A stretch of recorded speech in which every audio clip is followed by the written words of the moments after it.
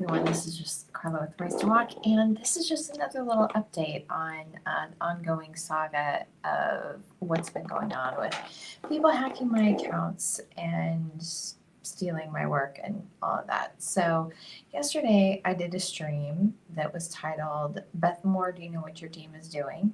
And that was basically, just some of the things that I saw going on that I could tell that she was being represented by some of the people that I had already reported to the FBI. So if you haven't watched one of my other live streams, this started. I think there were things. I don't think there were things going on before that. I just didn't know that there were things going on before the beginning of this year. But the end of last year, I had started IDing some sock puppet networks and calling them out, and then the hacking got really intense. Now, also, what I did at the end of last year, um, there was the whole thing with the chaplains in the public schools. The Texas legislature passed that bill, and then at the end of the year, it started. School districts had to vote on whether they would allow them in the public schools. So what the deal is, the Texas legislature said that if they had chaplains in the school, that they didn't have to have counselors in the school, that could replace the requirement for school counselors. So here's the deal with that. And I actually have a big long thing on my website. It's a long article, or it was a letter to the school board that I wrote. And but I posted it on my website, and it's called the title on my website is called "Against Chaplains in Public Schools." And I just went through the whole thing because what it comes down to, it's like the whole thing is just a complete and total scam, because chaplains cannot. Counseling is a regulated activity in Texas. You have to have a license, as you would in most states. So they can't counsel. They can't counsel kids. They also can't do what chaplains do, which is pray with kids, because that is a violation of the separation of church and state. Explain it on the whole thing. So all they can do is refer people to actual licensed counselors. So what that tells me is just one big giant scam to basically get referrals. That's what it is. So anyway, I had written that the end of it was like December, right before Christmas. And I sent it to our school board. There's only one person that responded. Actually, it was Robert Scarfo that responded. And then I also emailed it to all 150 of our Texas legislatures. So now our legislators, now that I think about it, that could have been stirring some things up too, because, yeah. So that could have been another issue. But what I discovered was that, okay, so that happened. I was thinking I started noticing, like, I could tell my accounts had been accessed, things like that. And that started around the beginning of the year. And I knew what was going on, but I didn't have like proof. And there would be like kind of these indirect threats online, but it wasn't anything I could really say. In April, I had absolute definite proof that my laptop was hacked, and I called the FBI. They blew me off, because if you go and you Google, like, or do a search, I don't recommend Google anymore, but if you do a search and say, what do you do if you've been hacked? What it says is to call the FBI and report it to your local police, and actually also says to report it to the Secret Service. And did all those things, and the FBI blew me off, told me to call the local police. I called the local police, and the first time I called them, they just said to call Geek Squad. So then, it was obvious that they weren't going to do squat. So time goes on a little bit more, and there's all these other things that are happening. There's sabotage. I can tell there's sabotage in my emails. I'm starting to see it, like, evidence on my website. just a ton of things. I had all these, I have so many screenshots of logins to my phone and, just to my different Google accounts. They actually hacked through Google. That's how they did it. They, after we reformatted my phone later on August 5th, um, I think there was some sort of corrupted operating system that came through. And whenever I would log in to my account, there'd be two logins, two one-time passcodes that would come in so that like they could log in. Again, they were hacking through Google. So anyway, but this is back in April. It blew it off. A month goes by. All this other stuff is going on. Not only is there sabotage on my stuff, but I can tell there's sabotage on an unexpected journal. There was some massive sabotage on one of the essays. There had been ongoing stuff. I could tell there was like really weird manipulation in search that had to do with my essay and the making of a hero.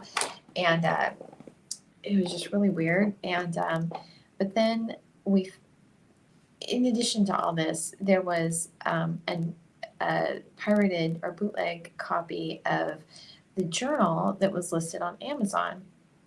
It was listed as a pre-order. It was coming at first. And so I was like, okay, so this is obvious and this should be easy to track this down because this ISBN, it's attached to somebody. It wasn't using a free ISBN like you can with Amazon. It actually had a publisher name. If you publish on Amazon, you know how this is. So if you publish on through KDP, Amazon's direct print publishing platform, you can get a free ISBN number from them. But if you do that, it says independently published, which is what we had done with the journal since we started, because we were just bootstrapping. We just didn't buy the ISBNs. We're just using the free ISBNs from Amazon. And so the publisher was listed as Unexpected Journal. So they're basically mimicking, an unexpected journal. And so they were using to publish this duplicate or this bootleg account or issue, an actual ISBN that they had. And so I was thinking, this is easy. This should be really easy. All they have to do is go to Bowker. I mean, I don't have the ability to do this, but the FBI should have the ability to go to Amazon, go to Bowker, and say, who is behind this? Who owns this ISBN, and track it down, and also go to Amazon. Who's collecting the revenue for this? Because there were sales on this. And anyway, I called again. They just kind of blew me off. The FBI blew me off, told me to report it to IC3. And then I went into local police department. I have a video on this. This is back in May.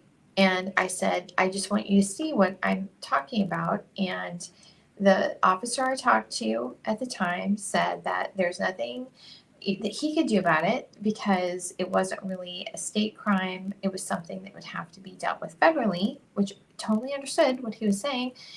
And I didn't even get into the hacking thing at that point because the first time I had called the FBI, there had been a hacking situation. I thought there was stuff going on, but anyway, I didn't even get into it that time in May when I went into the police department. But I told him at that point, I knew two people that I knew were involved.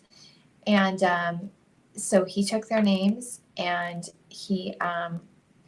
then he just said, I would just get Amazon to take that down and report it and stop the bleed and then kind of go from there, which I thought that was good advice.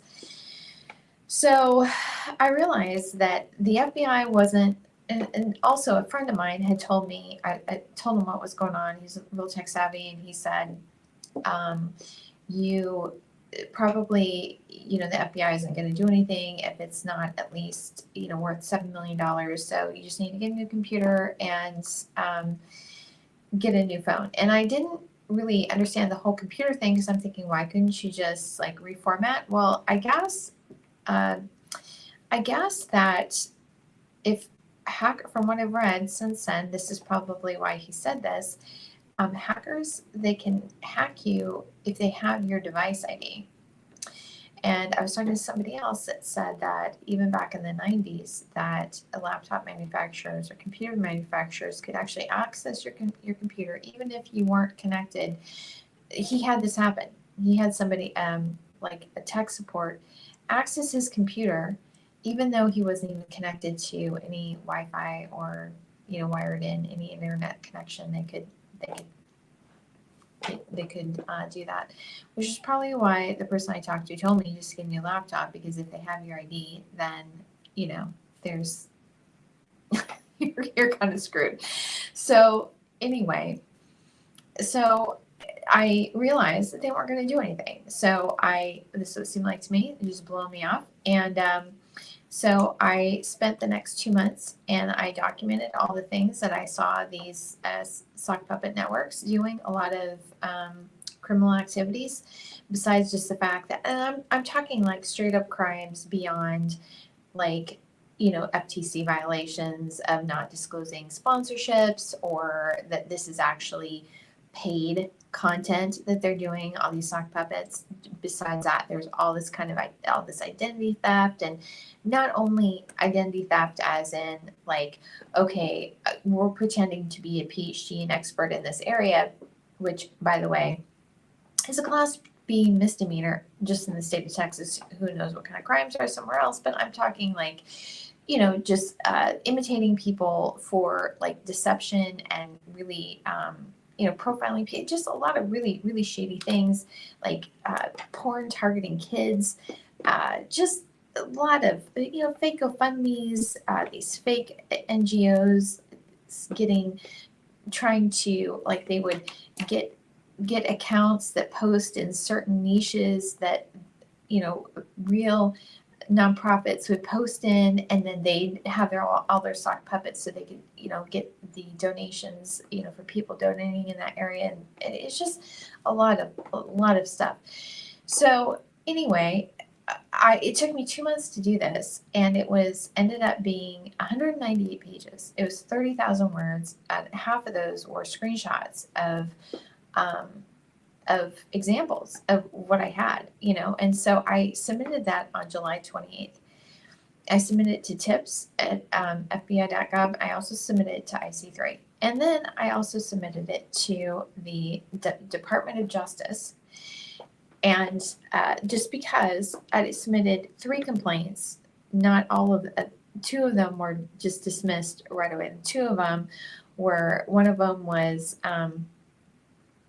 on the fact that the FBI hadn't responded, because to me, I'm not like making things up. I have evidence for everything that I'm saying. And, if you're not acting on it, then what that tells me that this was, discrimination, because, I'm a woman saying it and I have a Hispanic last name.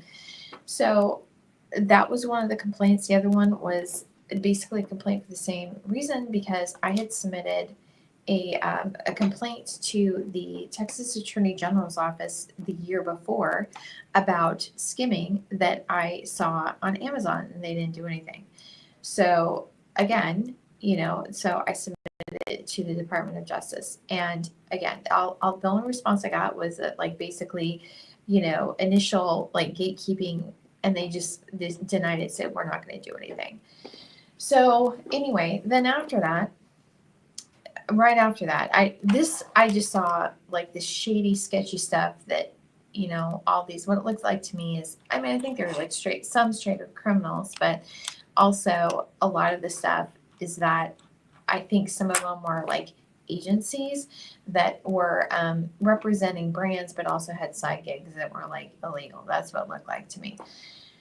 So anyway, so that's what the report was. But then the next day, like literally the next morning, I wake up, there's this weird, go on Facebook, there's this really weird, like, mass smear campaign in some Christian book review group on Facebook against C.S. Lewis and the abolition of man. It is the craziest thing I've ever seen, and the stuff that I was seeing.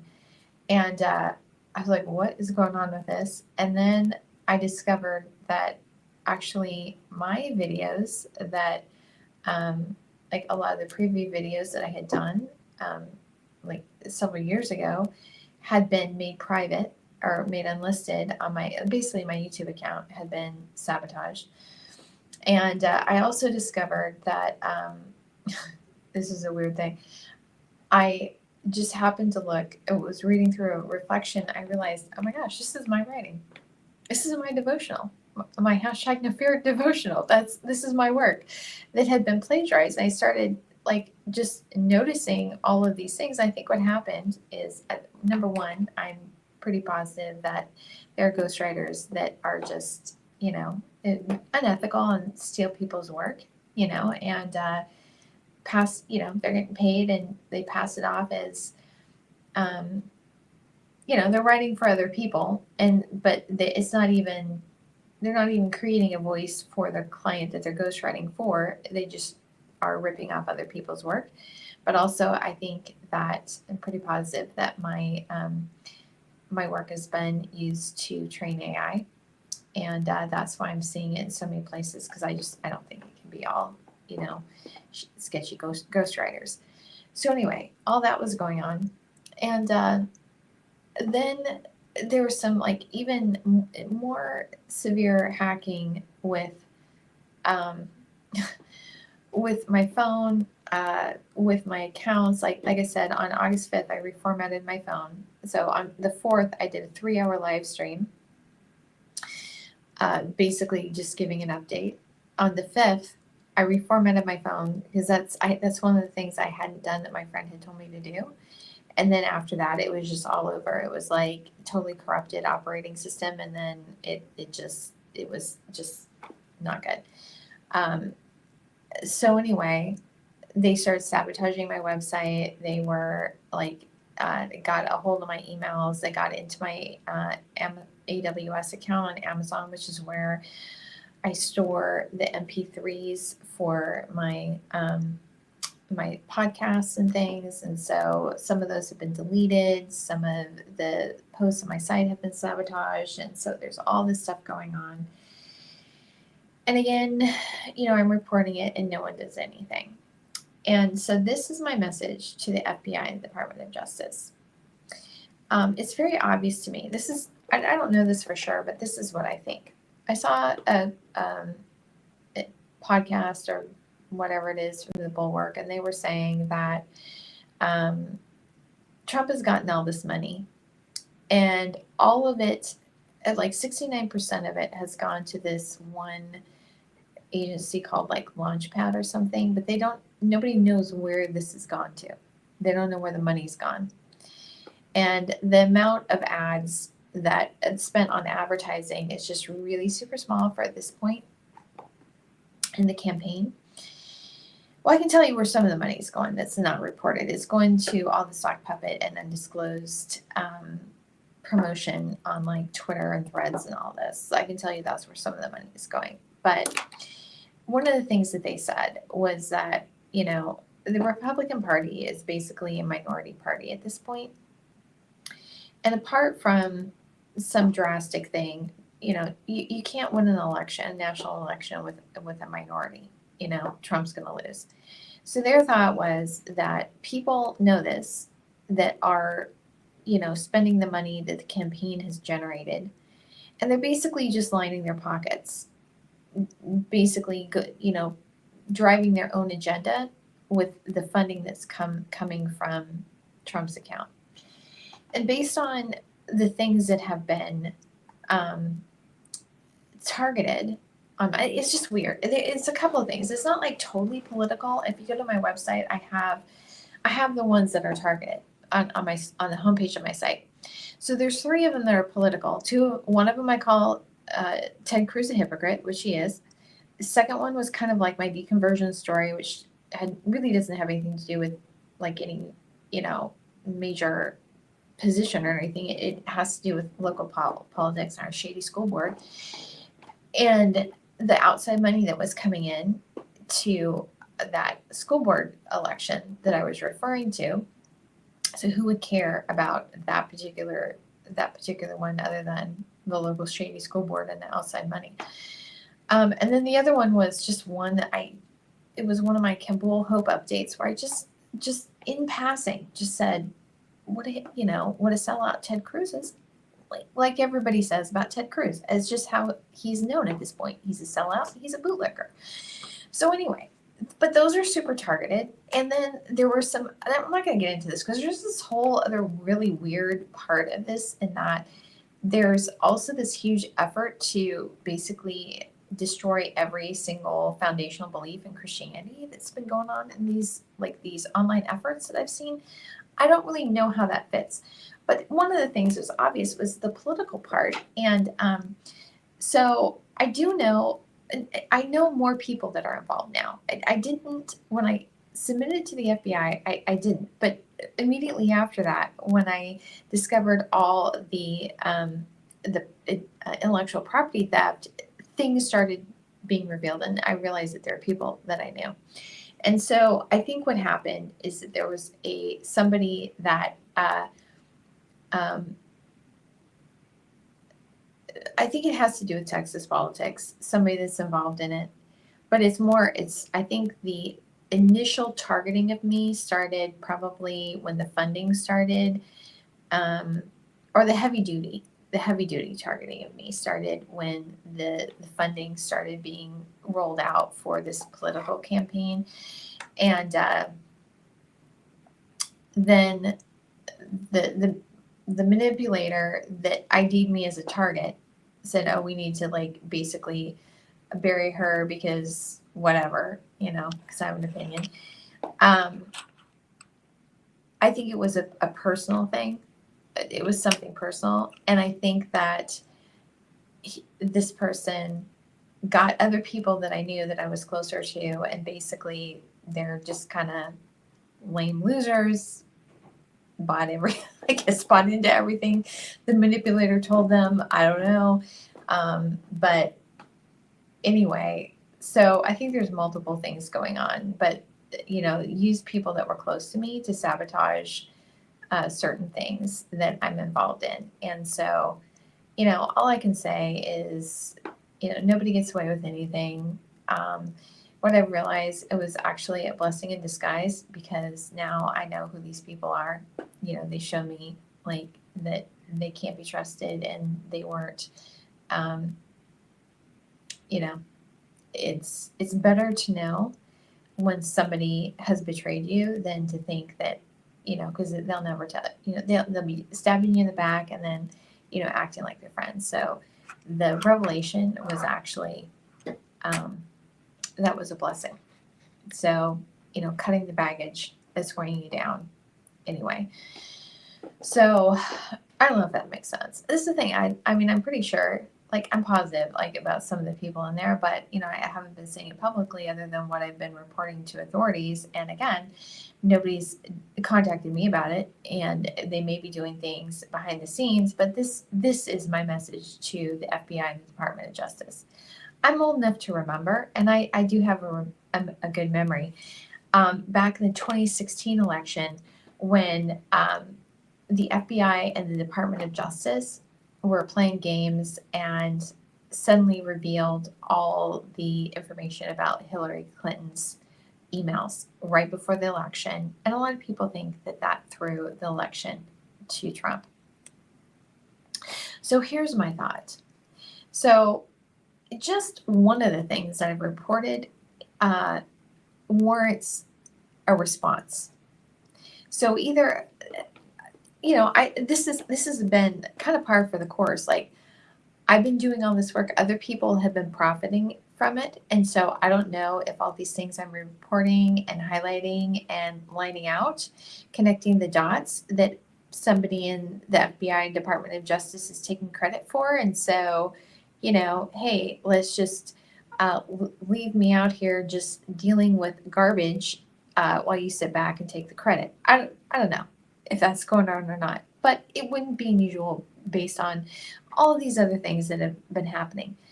But the other thing, the thought that occurred to me, is that they're waiting to do anything about it, because some of this stuff I can tell is massively politically motivated. And if they start taking action on it and it becomes public, that's going to cause a huge drama. So my thought is that they're waiting until closer to the election so that they can time it so it can do maximum damage because people have short attention spans, and this is September, and it's going to be 2 months now before the election. And so maybe somebody's thinking, oh, well, let's just sit back and wait a little bit. So it's closer to the election. So all this dirt that comes out will have more of an impact. So if that is your thought, let me tell you this. It's not going to work out the way you think it will, because I'm not going to be used by you for anything. Secondly, if that's what your plan is. Secondly, if that's actually what you're doing, guess what? You are no better than the criminals. You're just sitting in a different seat. So you're not right because you are working for a government agency. You're right if you actually do right. And that's the deal with people that I know. They think they're right because they're sitting in church every Sunday and they call themselves Christians while they're doing the shadiest, snakiest stuff behind and betraying a friend. Somebody who was a friend. I guess they were never really friends to me, but I tried to be a friend to them, what I could do. So guess what? You're no better than they are. You are no better than they are. And go and read Isaiah chapter 11, and that is a word specifically for you. Specifically for you. I don't have to curse you or anybody else. You've cursed yourself because God's justice just is. And when you do these things, you put yourself under judgment and under a curse. And a lot of people, like especially these Christian themed sock puppets, don't like the Old Testament and what it has to say. And I know a lot of people bought into the whole lie of the boogeyman CRT, but here's the deal. Generational iniquity is biblical, and it's a flip side of the atonement. The only reason the atonement works is because there is that generational iniquity. And so the things that you're doing now, like just letting this go, playing little games rather than doing what's right, not only are you bringing judgment and a curse on yourself, but you're also bringing it on your generations. So until you make things right, forget about having a good night's sleep. You're going to be under God's judgment. And it's not me saying this. It's not me just saying this. I am just acknowledging what God has already said. This is how it works. This is how the world works. And if you wonder, oh, why are these things happening to me? It's because you brought that judgment on yourself. So again, you're not right because you're getting a government paycheck. You're only right if you do right. Food for thought.